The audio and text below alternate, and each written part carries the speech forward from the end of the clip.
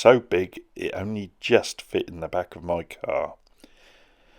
This is a real epic unboxing, very well packaged, and in this is the 50-watt fibre laser from Omtech.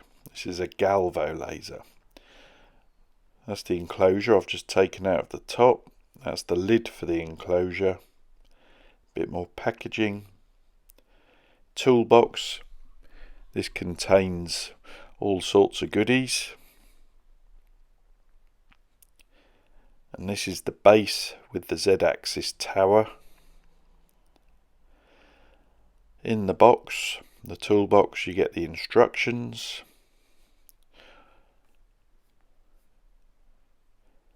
You get a foot pedal.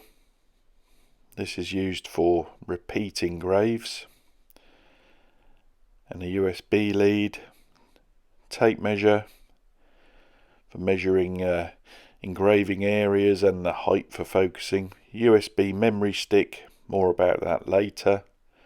Spare connector. And a set of Allen wrenches. Also keys to turn the laser on and off, a good safety feature. Laser goggles, and I have to say these were really nice quality. Probably the best I've been sent actually. And power cables, including a UK one, always good.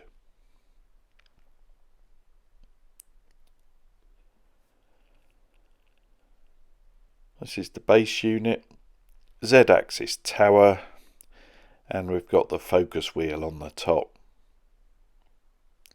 There is a scale there on the side. Just opening up the lid now for the enclosure.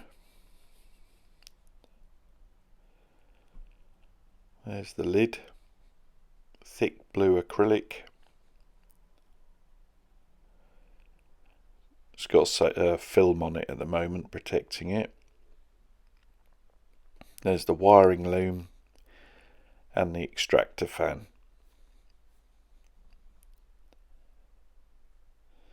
These are safety switches for the door, more about those later. That's the connector to connect the enclosure to the tower unit.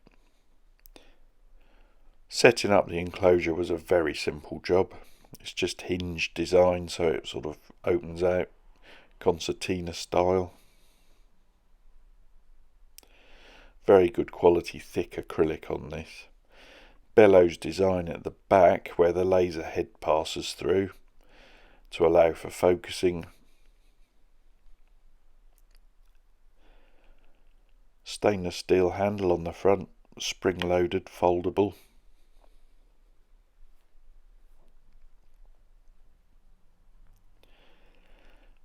Brushless extractor fan and safety grids. The fan was actually quite effective really, considering it's only small. That's it installed. We're then going to install the galvo head. Just putting some foam down to protect it. This is very easy to install onto the Z-axis. It uses 4 machine screws with T-slots. You just have to line up the T-slot connectors. Just tighten down the 4 screws.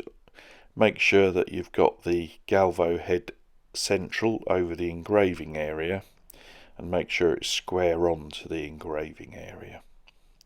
Once you're happy with the position, you can tighten it all up. Here's a few shots before I put the enclosure on it. Very nice quality build, nice anodizing on it.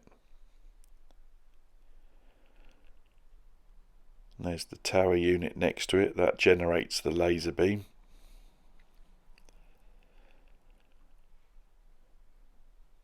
So here we are, adding the enclosure. This simply bolts to the base, and the lid just slots on top. This is the wiring for the lid and the enclosure doors. Foot pedal switch. Everything's labelled, so it's all very, very easy. USB cable for connecting to your laptop. Power supply lead, very nice quality connector on that. Connect up the extractor fan.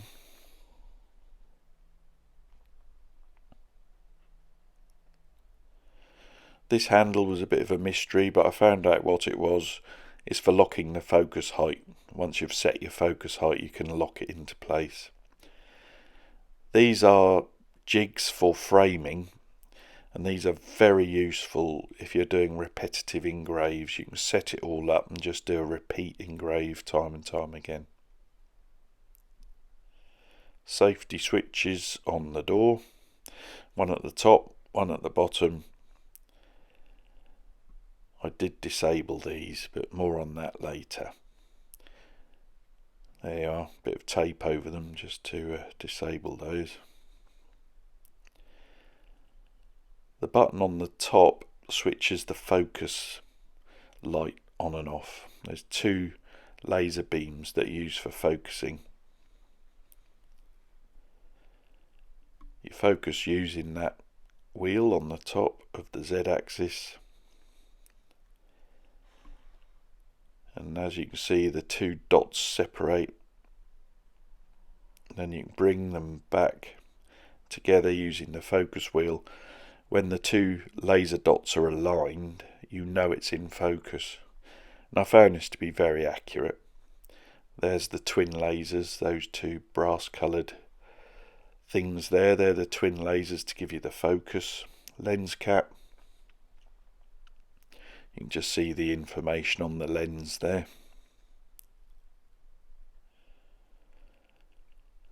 Or you can manually focus using the focus line on the head. You can actually measure the focus height. And I found that to be very effective as well. Switches on the front. Emergency stop. Reset, and you've got the key switch as well. There's a fancy LED light around the top of the lid. That's the rear view of the laser.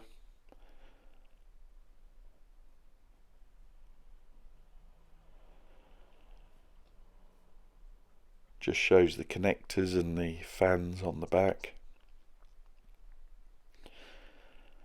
And I've installed this on top of my workshop compressor. My compressor's housed in this unit I've built.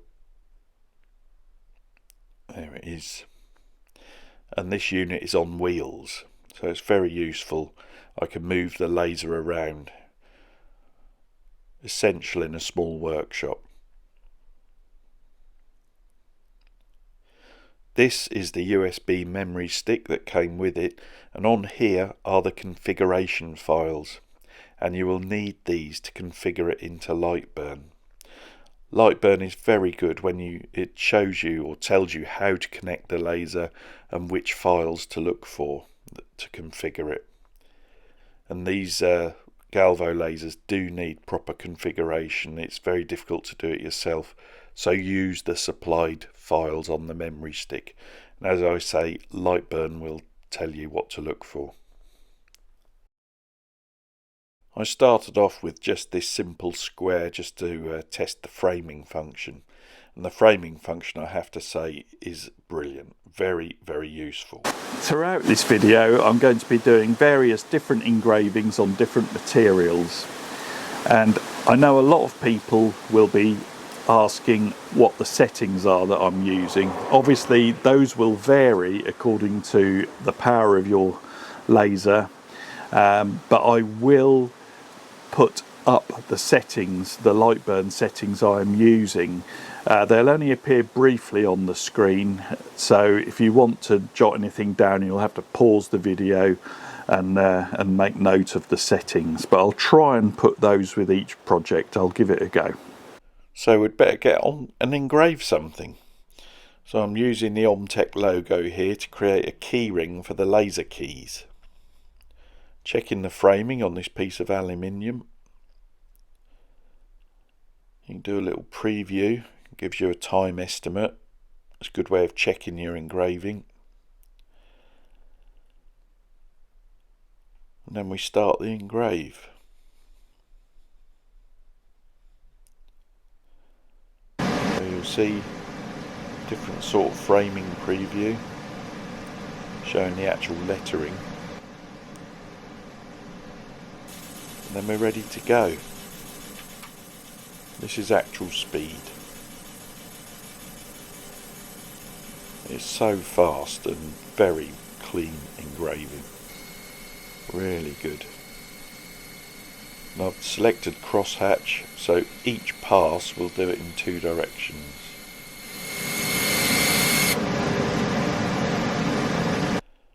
And there it is. Very happy with that.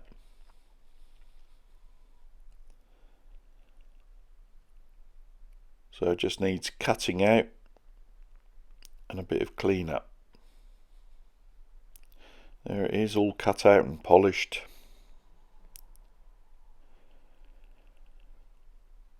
So we can put the key in the laser. Very good safety feature, this, being able to remove the key. These are the light burn settings. This is a 3D model of a tarantula that I created myself some time ago, and I'm using Shaper 3D software here to create this 3D model, which I'm going to use as a coin. I'm going to make this into a coin. I've got this sphere and I'm using the circular pattern tool here to create a pattern around the top of the coin, around the edge. Using the subtract tool now to subtract the spheres from the edge. This creates a series of dimples, like so.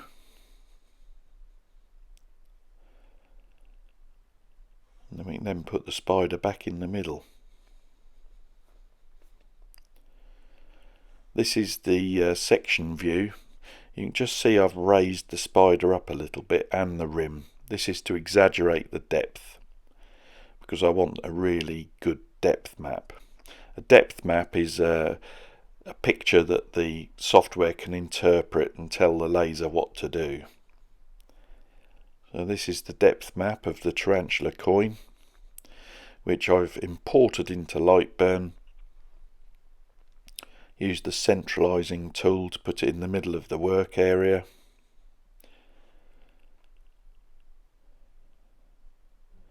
And I then had to rummage about in the back of my workshop to find some bits of metal. So I found some brass and aluminium and stainless steel. But we're doing this in brass. And we're away. This is quite a long engrave because it was 256 passes, so it took, I think it was nearly 2 hours. Most of the engraves are only a few seconds, but these coins take quite a long time to do. This first bit is actual speed.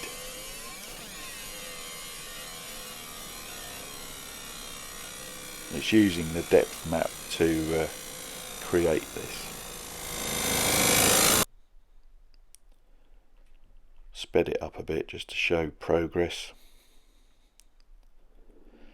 And there's the finished result. You can see I've created this line around the outside. That's a sort of line I can cut back to. A few striations on this. Easy to get rid of those just by changing the settings.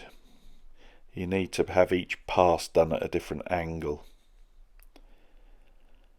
There it is once I've cut it out. Cut to that line. And then a quick bit of buffing and polishing. I probably over polished this a little bit, lost a little bit of detail, but it still came out very well. These are the settings.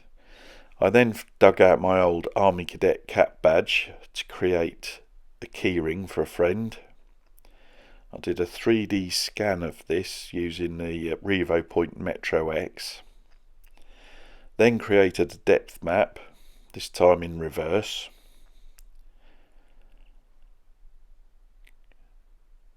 There it is. It's the Remy Regiment cap badge. Another bit of brass, getting the framing right.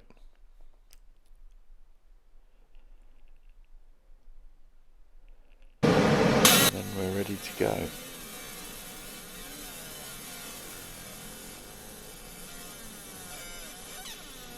This was another fairly slow engrave, so I did quite a few passes on this. I did modify my regimental designs and settings. There it is. Came out really well, but that's quite a deep engraving, that. Onto my drill press, put a hole in it to turn it into a keyring.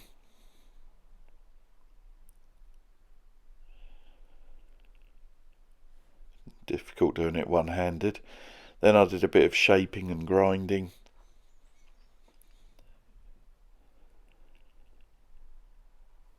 And then did the back. I put my logo on the back, a simplified version of my logo. This was a quick little job.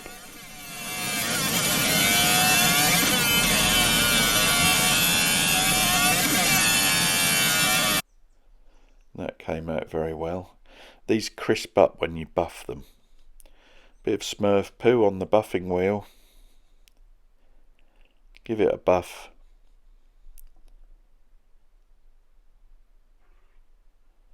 There you can see, just removes that sort of blackened edge. And that's the finished keyring after buffing and polishing. Really, really pleased with that. I then did some more simplistic regimental designs. I did these for some friends of mine. These are much quicker to engrave. They're not as deep, but they look just as good. And these are the settings that I used. If you do really deep engravings, you can actually make leather stamps. And I made this for a knife maker friend of mine. Remember to reverse your design if you're making a stamp. Now I'm making a custom stamp to restore some handbells.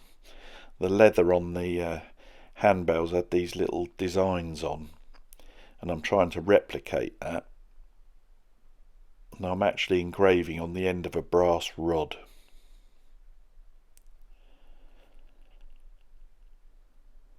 So it's quite a deep engraving. There it is, set in wood, just to keep it upright. That's the finished job. Not quite central, but that doesn't matter because the outer rim is going to be ground away. And there it is, ground away.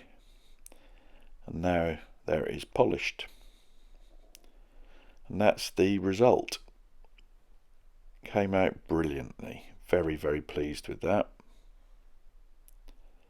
These are the settings of this little project for the kitchen at work. And these are the settings used.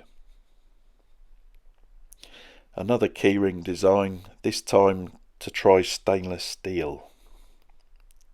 There's a square of stainless steel. Very impressive sparks when doing the stainless.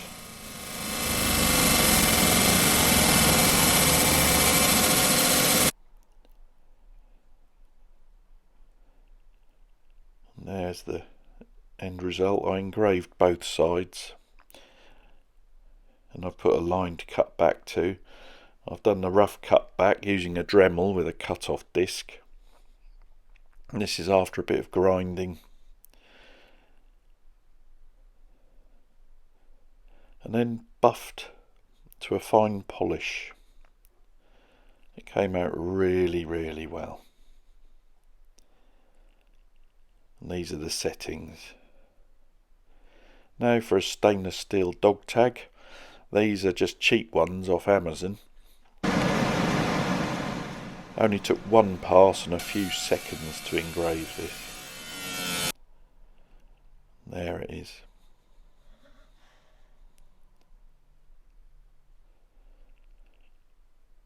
That's the settings. Also did some aluminium business cards. Another very, very quick engrave, only taking a few seconds.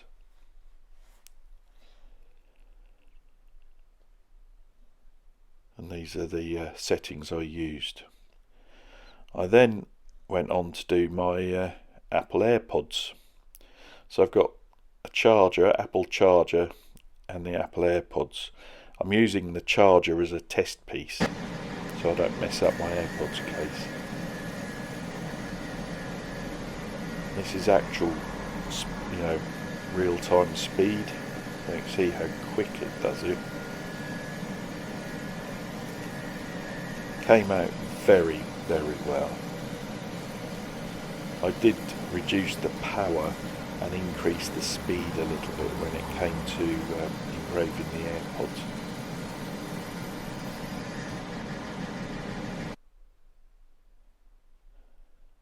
So it's done it beautifully.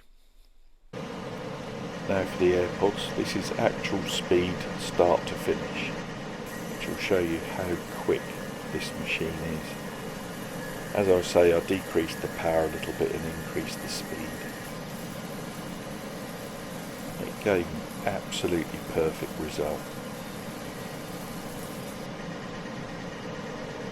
I even managed to get the framing correct so I didn't laser over the LED.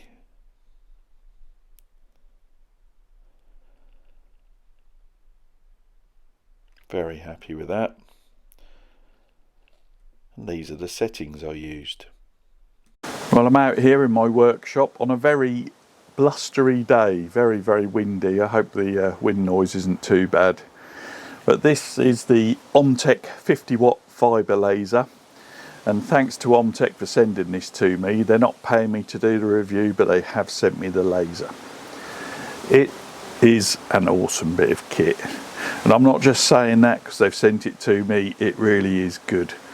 Every so often I get sent a bit of kit that really fires up my creative side, my imagination.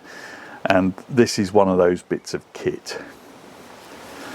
Fantastic build quality. Really heavy duty. It's a proper industrial bit of kit, really meant for commercial use, although the price of these lasers is coming down and Omtech have certainly got some amazing offers on at the moment.